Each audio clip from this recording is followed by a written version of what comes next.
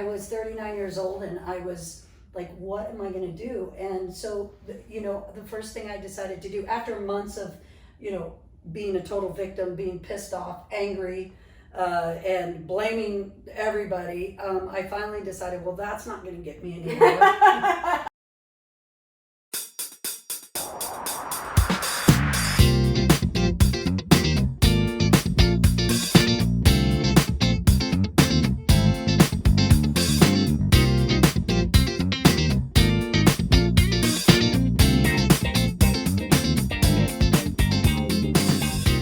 Jodi Tosini is a lifelong athlete, a loving spouse, a dog mom, a doting aunt, a beloved friend and sometimes wedding officiant. She's a treasured daughter, history lover, and patriot. She takes us from the time when she was canceled from her history teaching career to today where she lives a dream life running her own business. So she is gracious enough to have me in her home here on the Florida tour of We're Not Dead Yet. And thanks, Happy Jodi. to be here. Happy to have you here. You always wanted to be a teacher? Always wanted to be an athletic coach. Oh, an athletic coach. Okay. Teaching was that path. Right. You played basketball in college. Mm-hmm. Yeah. Tell me about, fast forward to living your best life as a teacher at a posh school in New York. Okay, well, I actually chose the private school. I lived in New York City in Manhattan, and I actually chose the private school sector instead of the public school because you get to write your own curriculum. Ideally. So I have the freedom of, not teaching to the state and by a textbook, which I couldn't stand, right? Right. So I went that route, and the only little hiccup in going the private sector instead of the public sector is that you don't get tenure. So your job is not secure. Right. So all they have to do is basically say, not invite you back next year. Say, we don't like you. Exactly. And whatever it is, it doesn't matter, right? So everything was going great for about 8 years, and then I went to another school, and I was very excited to get into this school because it was one of the top schools in New York City. So to be able to teach there was, for me, like a big deal, like in that teaching world. Right. And I finally got my dream job, which was to teach all of my classes and grades of American history. Okay. Yeah, so you're a history teacher, you're a history buff, Yes. and a patriot, Yes. for sure. Yes. We're For surrounded For sure. by the Constitution, flags, Yeah. the dog named Betsy Ross. You called her name. Now I she's did. getting up. This is Betsy. This is Betsy Ross. She's gonna get up now. She is.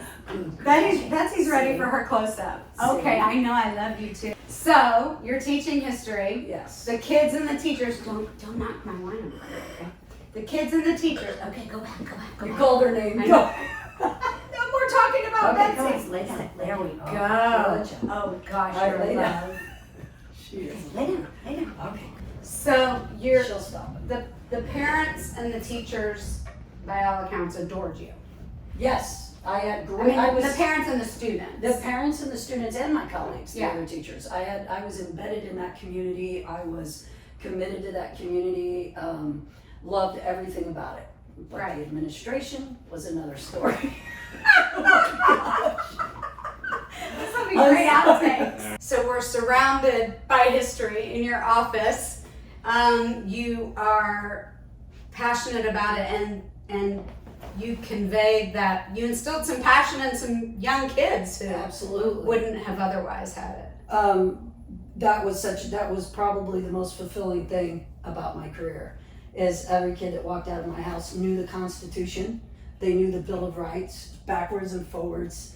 They knew the incredible story about the American Revolution, and it was literally against all odds. It's an unbelievable story, and I really brought it to life in my classroom, and so that was my favorite thing. And then one day, the administration told me I couldn't teach the Constitution. And I mean, we're hearing of this in the news all the time. So interestingly enough, what's happening now today started back in New York City 9 years ago. Well, they are 10 cutting years edge. ago. 10 years ago. They Yeah. are cutting edge. This kind of critical race theory, it really slamming our founders and not seeing anything positive in a positive light about our history and our founding and Right. the spirit of the United States and the good it does in the world started for me about 10 years ago in New York City. So it was clearly flying under the radar. Really, until they say that COVID is what woke so many parents up, right? Because Yeah. the kids were home and they were like, wait, what's Yeah, going what on? are they teaching? You know? Yeah. But you were experiencing it real life, up close and personal. 100%, yeah. And all of that had been started, it was going on in New York City 10 years ago, easily. I was on the front lines of it, and I was fired because of it. So that happened 10 years ago. What's happening now, and I think COVID really exposed a lot, as we were talking earlier about, where parents just started realizing what kids were being taught and what was happening. Right. However, this has been going on for a while. Yeah, absolutely. In fact, it started in the universities. 30 years ago, it started in the universities. I hadn't even heard that. Oh really. yeah, absolutely. And then of course it goes into the high schools and then into the lower school. So one day, the principal walked into my classroom, and I had two portraits on my wall, big portraits of George Washington and Abraham Lincoln. And he looked at them, and the first thing he said was, you need some more diversity in this classroom. And I said, oh, okay, give me your suggestions. Tell me what you think. Okay. Yeah, whatever. And he said, well, let's start out with this. You have two white men on the wall, and one of them owns slaves. Take them down. And, I literally, it was at one of those moments where you couldn't believe what you just heard, right? Like, I teach American history. George Washington, Abraham Lincoln, yeah. And I teach the American Revolution, so I looked at him and I said, wait, what? I was just so confused. And he goes, you heard me, take him down. And so I just looked him right in the eye and said, I won't do it. And that began the road of my insubordination. Here's insubordination. Yeah. I was going down with the ship. Yeah. So I got a letter in my mailbox in March saying that I wasn't invited back the following year. So when the rest of the community found out about it, my parents, my students, and other colleagues, everybody was shocked because I was actually a very popular teacher. And like I said, I was embedded in the community. I coached every sport, every season. I was a private tutor 3 nights a week in these families' homes. So everyone was like, wait, what? Why? Right.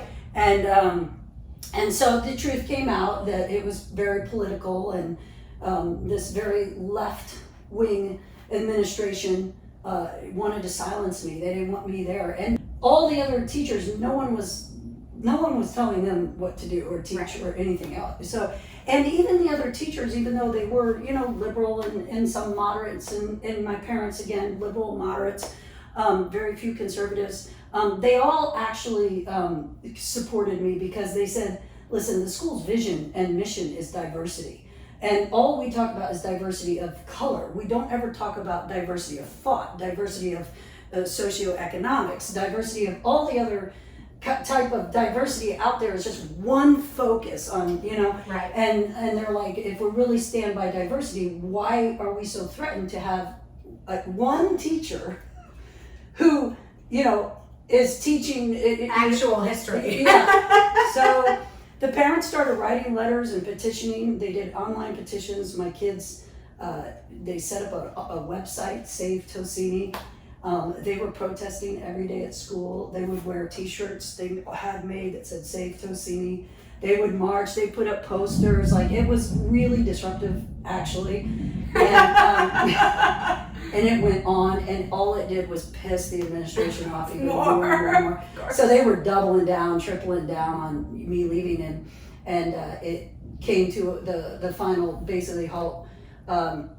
Was that some of my very wealthy parents, you have to understand, I had famous parents, I had CEOs of major corporate America companies, and they threatened the board of trustees after they started writing the board of trustees, and the board of trustees kicked it back to administration saying, we don't get involved in the teacher, we don't get involved in these decisions. Like, please don't bring this to us.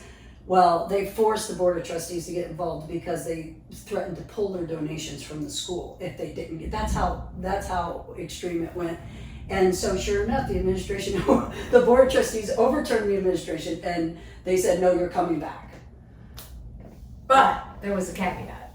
The caveat was basically I had to teach, the way I had to change my curriculum. I had to take the Constitution out, and and I had put so much time and effort into that curriculum, like creating even like how a bill goes through Congress. I make half the class the Senate, half the class the House of Representatives, the vice president, the president, and we'd go through the whole process. I would have killed to have a teacher like you. And they just wanted me to wipe it all out. Yeah. And forget the bill of, like, they didn't want any of it. And so I was, I didn't even want to go back another year. This would have been my 4th year there. But all the community were like, we did everything to save you. Yeah. Just come back. It'll get better. Trust me, it'll get better. We'll just get through this 1 year and then it's going to be great.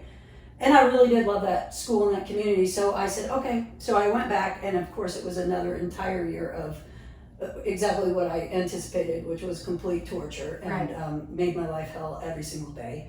And an administration has the power to do that because they can, behind closed doors, really make a teacher's life hell, and giving me the worst of the worst stuff to do, and just barging in my classroom anytime they wanted with their clipboards in the back of the room. So long story short, in the end, it was, again, another completely disruptive year, and the board of trustees cleaned house. They got rid of the principal, the assistant principal, and me.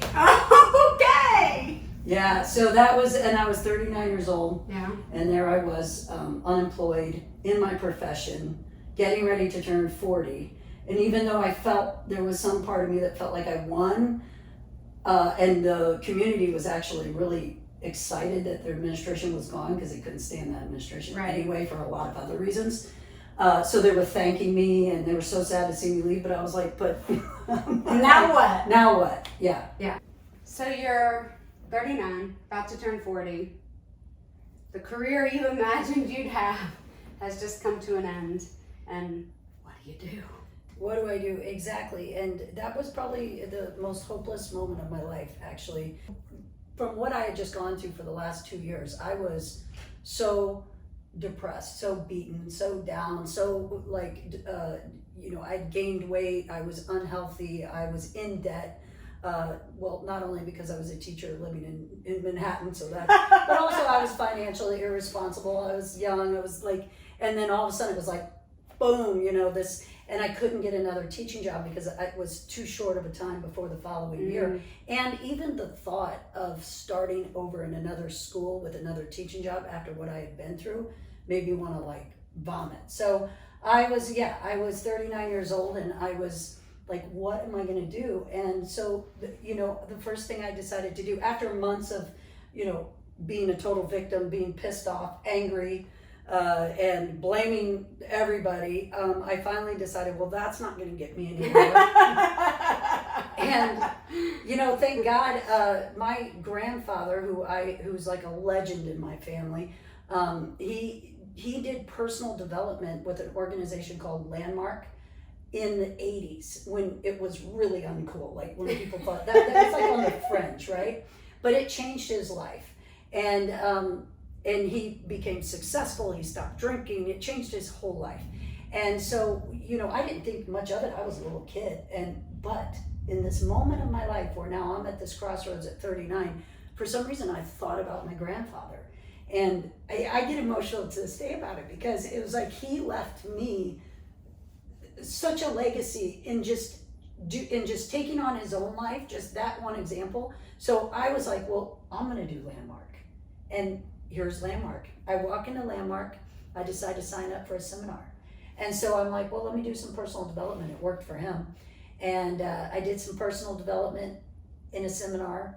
And the first weekend I came out and I was like, oh my God, I had a whole new view on life. I was full of hope. I was like, I'm gonna reinvent my career. I'm gonna take on my health, and I'm gonna rebuild my life, and I'm gonna be it's gonna be amazing, right? One of the words a landmark leader was talking about was the word unmessable, and unmessable is not even an English word in the dictionary, but it means to be unstoppable no matter what the circumstances are, and to take 100% personal responsibility for yourself and your life. And so that word was my word. Like, I took that on, and so I signed up for more seminars. And it was one day in a seminar, I was sitting next to a complete and total stranger, and the seminar leader said, turn to the person next to you and talk about the what's next. And so I just looked at this guy, didn't know him from Adam, and I said, listen, what's next for me is I'm going to reinvent my career, and I'm going to take on my health. And he looked at me and he goes, oh, I have somebody. I can help you with that. No, actually, he said, I have somebody you should meet who could help you with that.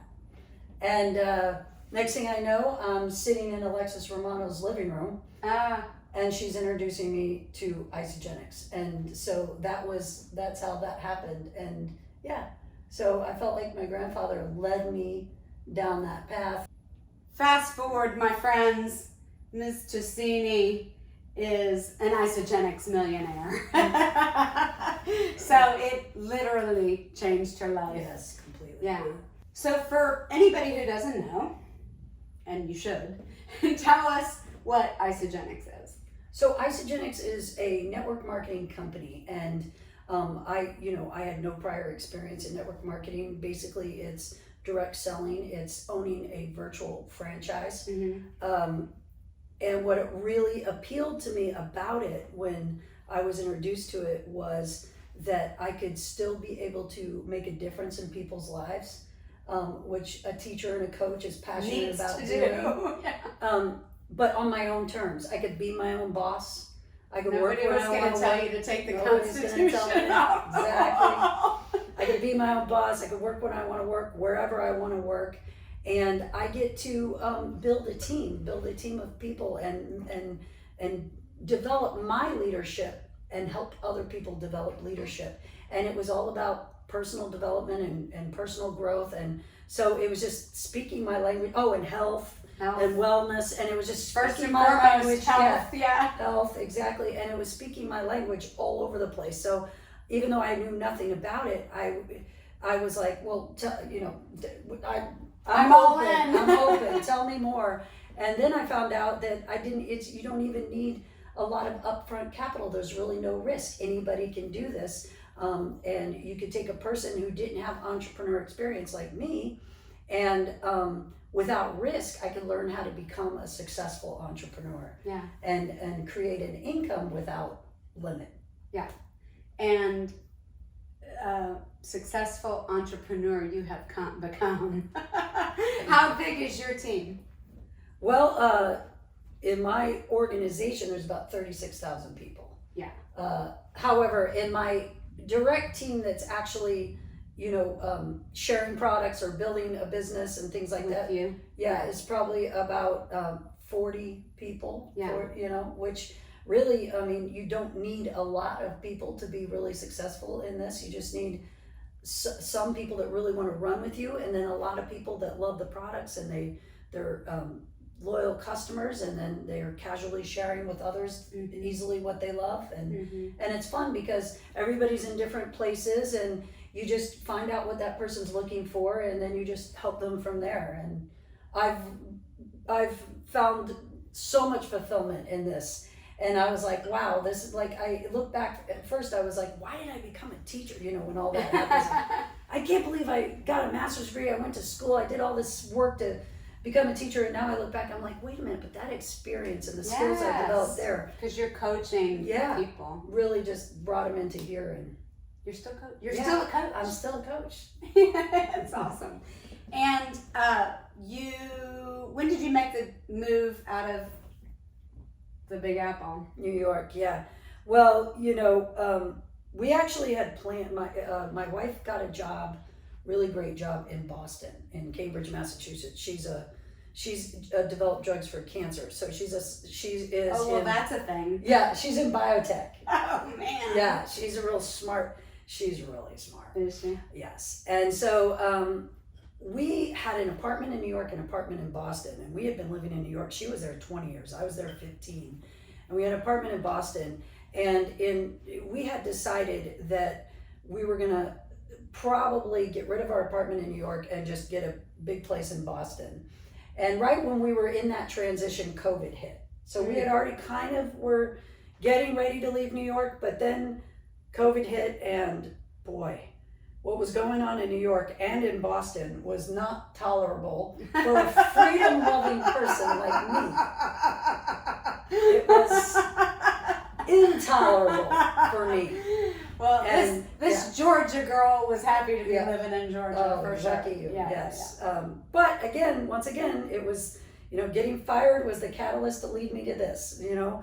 The way that Boston and New York handled COVID with their mandates and lockdowns and all that allowed us to decide we're not doing that, and we moved to Florida. And you're going to give us a tour of this. Yeah, absolutely, yes. It was a good move. So we ended up landing in Florida in July 1st, 2020. Mm-hmm. And the good part about that was we were able to come here. We got an Airbnb in Siesta Key, and then we fell in love with the Sarasota area, and we were able to buy a house by September 2020 before the prices of houses just went sky high. So now we're like, wow. So all of it just, we have a saying, Jess and I, we always say, everything is always working out. And then we say, even when it's not. I love that. Yeah, and that's another example. I love that Yeah. so much. And I see that in my life over and over Mm-hmm. and over again. Now, you talked to me when I first started pitching this idea of interviewing you many, many months ago. You were contemplating actually maybe one day running for office. Is that still a thought? So I've always had this oh gosh, I've always had this thing in me that I want to run for office. And then I have this other side of me that's saying that's a dumb thing to do. But then it pulls me, and so I have this tug of war within myself about it. Mm-hmm. But I think what I would like to do is to run for the school board here in my local county. So I'd like to and that's my kind of dipping my toes in that world, even though I know it's a ferocious, fierce, crazy world. But I think it needs good people. Yeah, is the and problem. I think starting with the school board with my experience and all of that, I think that would be a great thing for me to do. Yeah. And I encourage everybody to get involved in their local school board. So I'm one of those people who's like, why am I saying this, but I'm not doing it, right? So, I feel like that's my first move. But yeah, I mean, I have these dreams like, what if I could be a senator someday or a congresswoman someday? But then again, it's such a swamp. It's such a corrupt place, And Thomas Jefferson said, watch out for those people who stay in office too long, because there is no way they're not corrupt, So it's like the intention of the founders was for the American people to run for office for a temporary period of time, a regular person run to office for a temporary period of time, and then go back to the community. Mm-hmm. Go back to farming. Yeah, or Go whatever back to, they do. yeah. Not stay as these lifetime politicians. Yeah. Well, we need you. No, thank you. We need you. Thank you. Here's to your next chapter. Thank you very And much. God bless America. God bless America. God bless Florida. God bless Florida too. Now I'm kind of saying that more. I find myself saying God bless Florida more. I think that you need to run for office because you're not dead yet. No. I appreciate that because I felt like I reinvented my career from teaching to network marketing at 39. Now I'm turning 49 next month. And so it's time to maybe add in. And that's a new chapter. Yes. So thank you. Yeah. And I'm certainly not dead yet. We're not dead yet. No.